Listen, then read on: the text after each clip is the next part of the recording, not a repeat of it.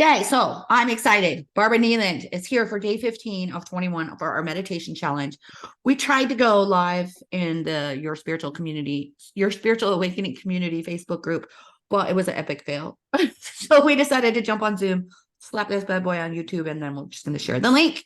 So thank you for coming on to share your expertise with everybody for this amazing challenge that we've been doing.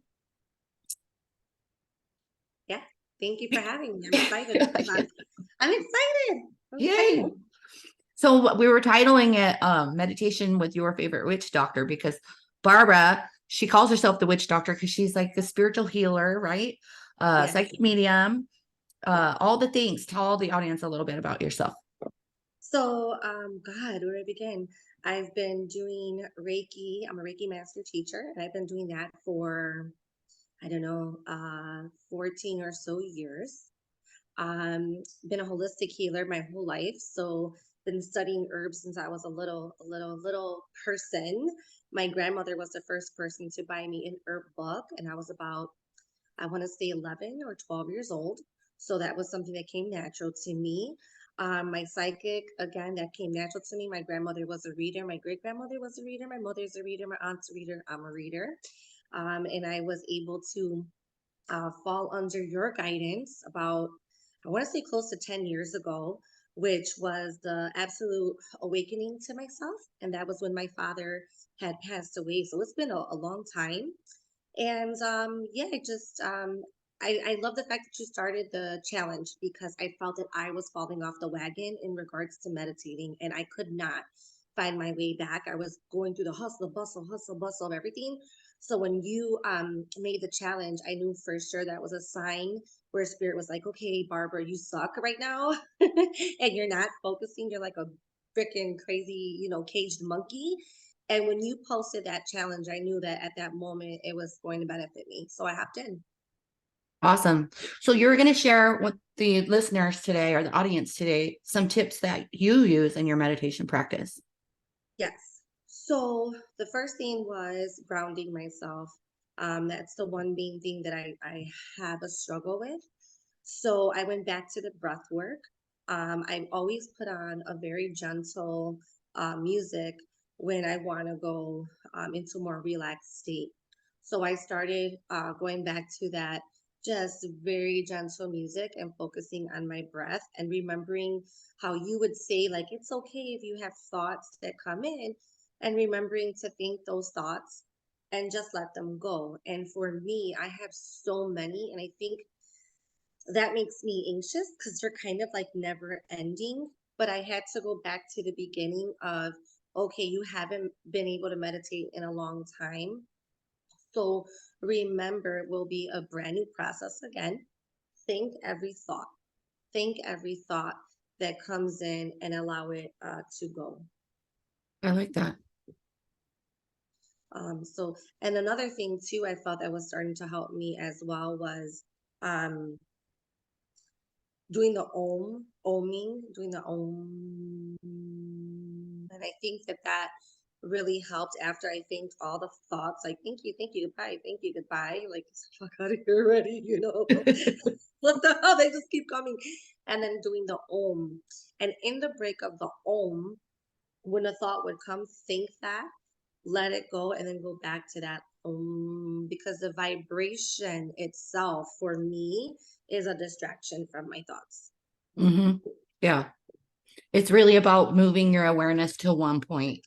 Yes. Whether it's the om or the breath, or like I had shared on one of the videos about the open eyes, just focusing on a flame or a rock or a flower. See, I did that one, the focusing on the fire. That though, I was getting visions. So it was really triggering the psychic part. So when I was staring at that fire, I was getting visions and visions and visions and visions.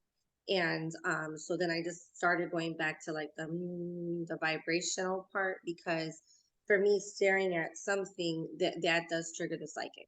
It triggers your clairvoyance. Yeah. So one thing that people could do for that is, number one, is maybe set the intention before you do the meditation. That's a good idea. But another thing is not everybody meditates the same. And so if that's, you're constantly kicking your clairvoyance on, or anybody that's listening, then that might not be the method for you. Yeah.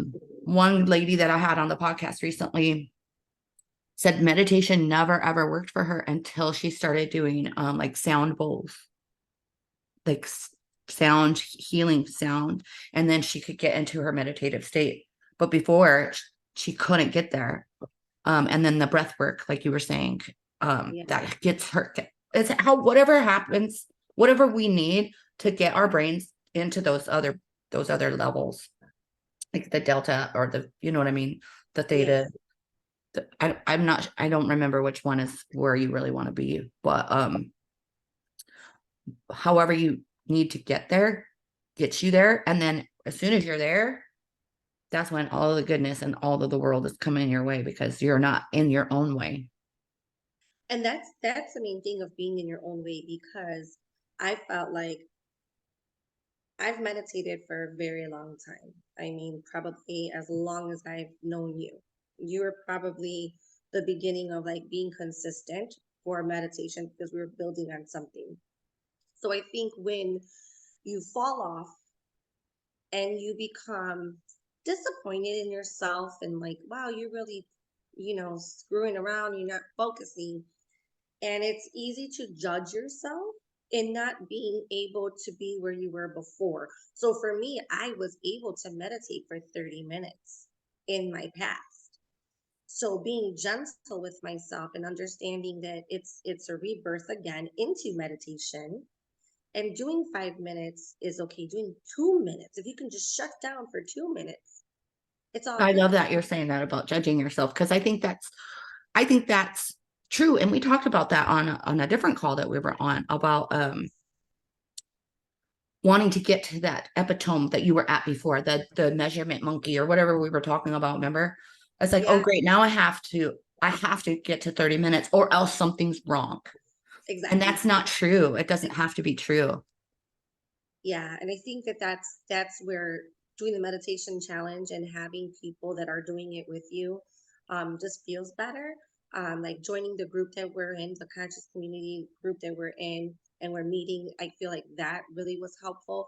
It did trigger emotions, right? I went right into a trigger of vulnerability and things like that. However, going back the next morning after I felt that and going into meditation and answering the questions that you had brought up and another lady had brought up, and really diving into that and saying, where is that coming from? And that's where you find those answers, right? Because in meditation, you're seeking your higher self, you're seeking your higher self, you're seeking your angel realms, you might be seeking God, the universe, infinite intelligence, whatever that may be for who it is. But being able to say, okay, calm yourself. You're not perfect. Stop rushing. Stop judging yourself. I think that's the hardest thing, is that we're harder on ourselves. We forgive everyone else, but we're hard on ourselves. We're like, we should be right here in meditation because I was here last year. Or Well, in any okay, area too of our life, right? right. I think it's important to bring that up. Like, again, we're beating ourselves up, like I'm not at this monetary level and I used to be there, so something must be wrong, or I'm not in this type of relationship and I used to have it, so something must be wrong. Like that something must be wrong thing is not right. It's so Right. annoying. But you know what I think that comes from, right? When we go into meditation, we literally start to listen to ourselves. And it's so weird and interesting what comes up from that, right? But where does all that come from? That's from our childhood. That's from, our parents, perhaps, or even school. Because if you weren't performing at a level with other people around you, something was wrong with you, right? And we learned that. We learned that to be the best, to strive for the best, this and this, and this, and push, push, push, push, push. We don't ever stop and say, chill, Yeah. chill. And then in the meditative state, like you're saying, you're connecting with your higher self, and that's when all that judgment can float away, because you're Yeah, in this space that is truth, that is yes. your truth. And your truth is everything's okay right now. Yeah. And I think what I've done too, which has really helped me, what I have done, I think has really helped me, was when I was meditating and I would hear the thoughts and I would think them, make them leave. When I would come out of meditation, I cried a lot. I cried a lot because I felt just the emotional side of things and the things I would hear about like, oh, you're not doing this enough. And I'd be like, okay, get the fuck out of here. And constantly moving that. However, when I came out of that, I literally could remember certain thoughts that I got rid of and I journaled those. And then the next meditation, I made it a point to cut the cord to those thoughts. I So like I that. visualize myself looking at myself, third, what do you call that? Like third party-ish. Third I don't know. person. Yeah. Third person, I see myself ported to myself and that thought, and I heard it. And then I cut that cord to that thought. And I seen that, Barbara, that thought float away. That's beautiful. And I cried a lot. And I know that that's what I needed to shed, because those are the things that were and are, because we're still working on that, holding me back, because especially when your birthday's coming up and you're looking at the miles behind you and the miles before you, you know? And so being able to cut the cords and realizing, okay, in your meditation, what were those negative thoughts you heard?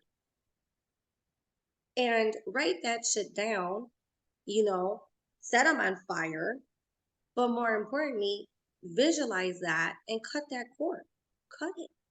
And that I've been feeling so good, so lifted, and just lighter. I think is lighter is really a good feeling. Yeah.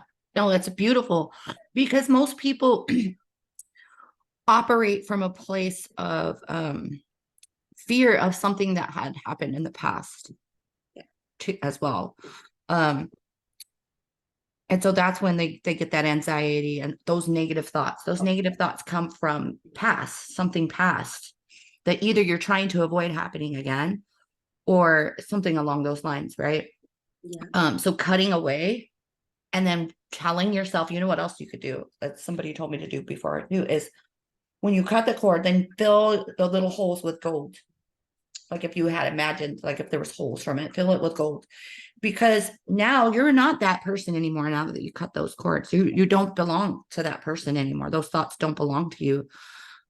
So you get to start from this fresh place of looking forward instead of backward. I like that. Filling it with gold makes sense because when I was consistent with waking up and bubbling my aura and putting on remember the like WWF wrestlers and they had those big belts that they would win. So I would put that belt on and it was gold. And I would put it over my solar plexus. And I would wake up and that would be, where I put it. And I would see it from literally like the root chakra up to the solar, like, like boom.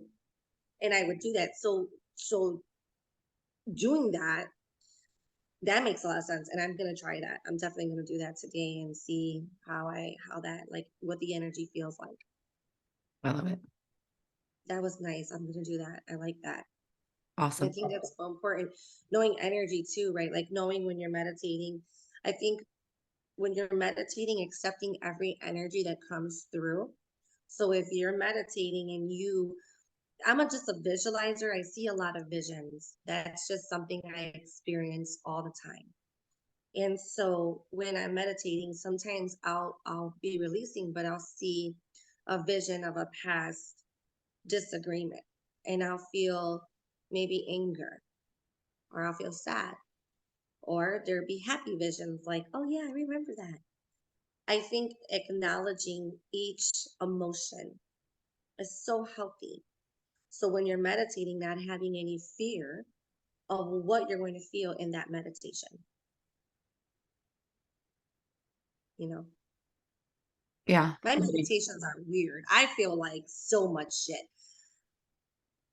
I Well, feel and every that's the thing with meditation is you could go in for different intention. So for example, I recorded a podcast today and it has to do with psychic abilities and healing trauma.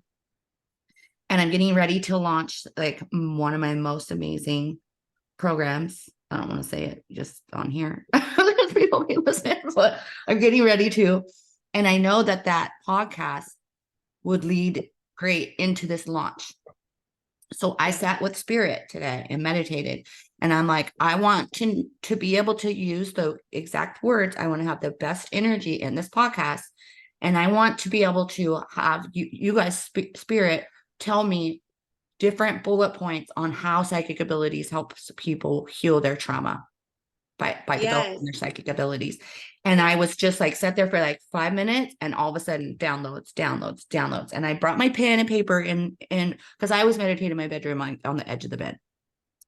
I brought my pen and paper in there. And after like 5 minutes, I was like, thank you, Spirit. I had the whole freaking good 30-minute podcast at least.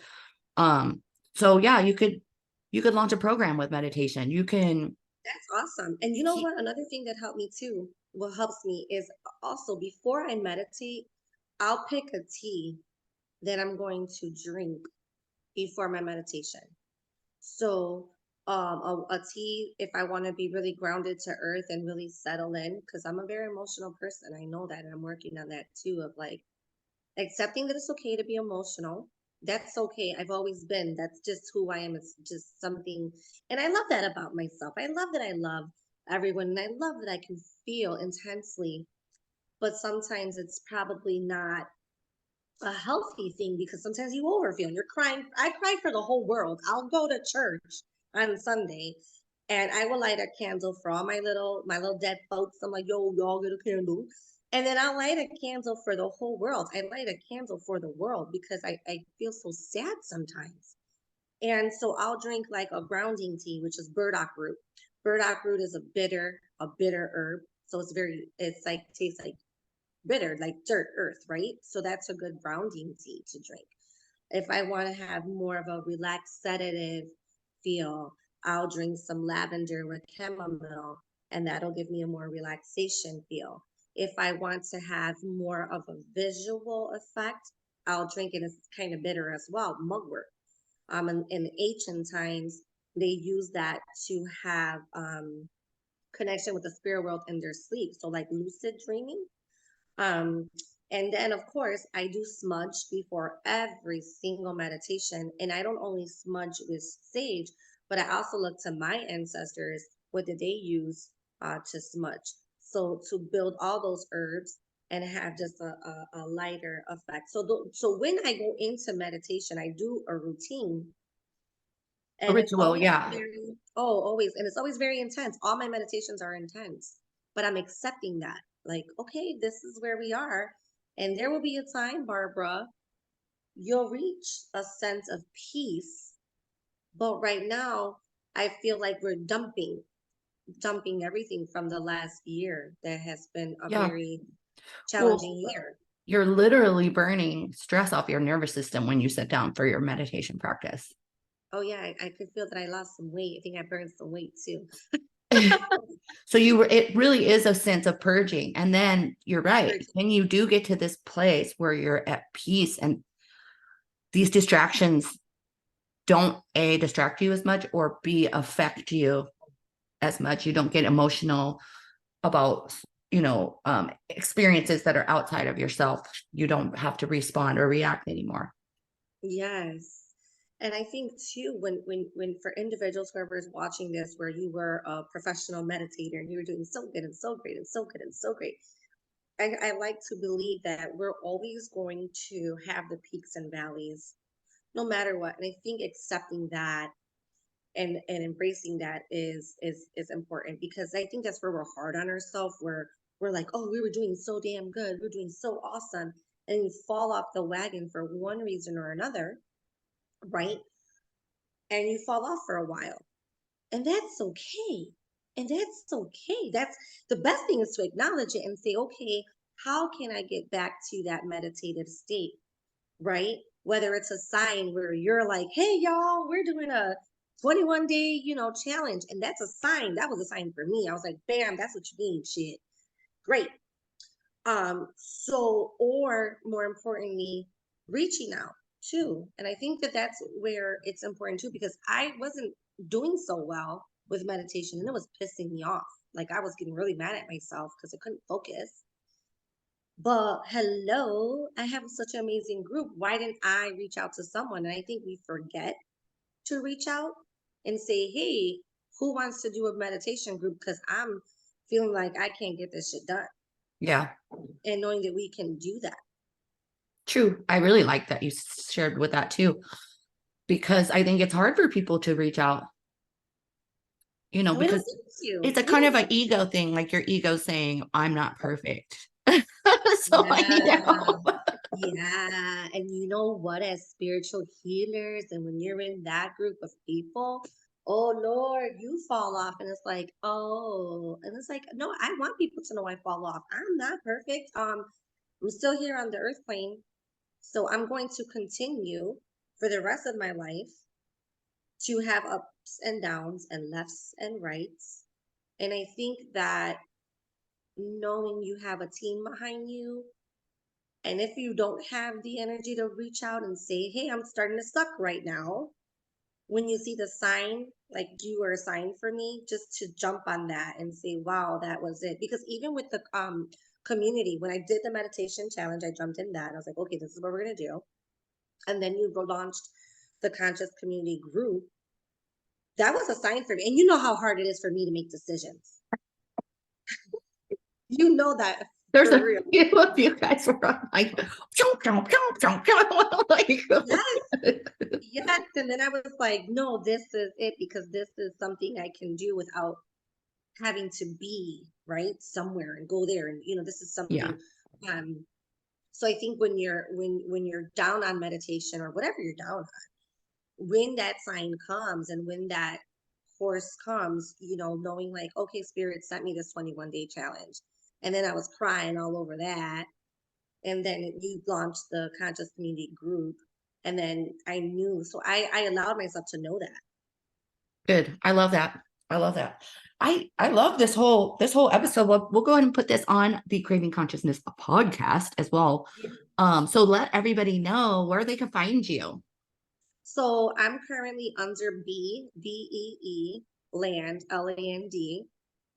So you can find me there. On And Facebook. then I think I changed my group name, so I don't I would keep changing that. See, that's another thing.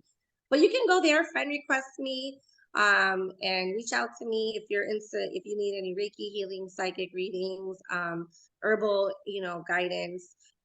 So I will be moving forward some things. Meditation has really opened me up to some things I need to get done.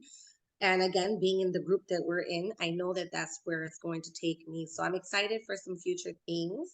And as you know, too, with meditation and jumping, I got a space that I'm going to be working out of. So that feels amazing. Um, and I would say, too, where we're at now with the meditation challenge, something that has changed in me, and I want to share this, something that's changed in me besides the crying is that I'm not a regret purchaser.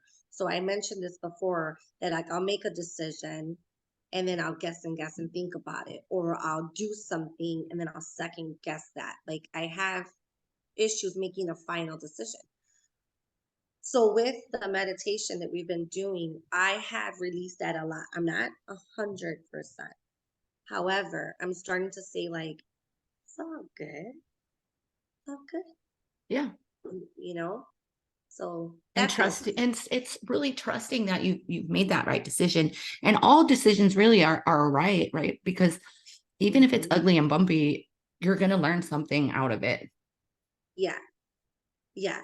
So I For just, sure. I want everyone get their meditation on, jump in the challenge, even if you're not where we are 15 days in, right? We're like 15. Yeah. If you're not there, just jump in Yeah. and follow us and start doing it, or reach out to us and say, hey, can someone hold me as an accountability partner? Yeah. There's so many that And want to do. honestly, if they could join the Craving Consciousness community, that group, it's a membership Oh, program. yeah. That would be awesome. Yeah, Um, I'm so excited excited about that. Like I really, Me really too. I love it. I love coaching. I absolutely love coaching conscious people, people that are on their journey, on their conscious journey. It never ends. So we need I that was support. talking about that the other day about you. Actually, I was having a conversation with a buddy, and I was saying how long I've known you, and like how you're such a great coach, and you would always like encourage and push me, and come on, Barb, come on, and like this fearful person would always come back, and so I think you're an amazing coach. I love you. You're a soul sister. You're a friend. And you're great to work with. And I think people really need to jump in and just jump and let go of fear. And we all of us have to let go of fear. I think everyone has some sort of fear when it comes to something. You just got to do it. Right. Right. All right. Thank you so much for being on Yes, here. myself.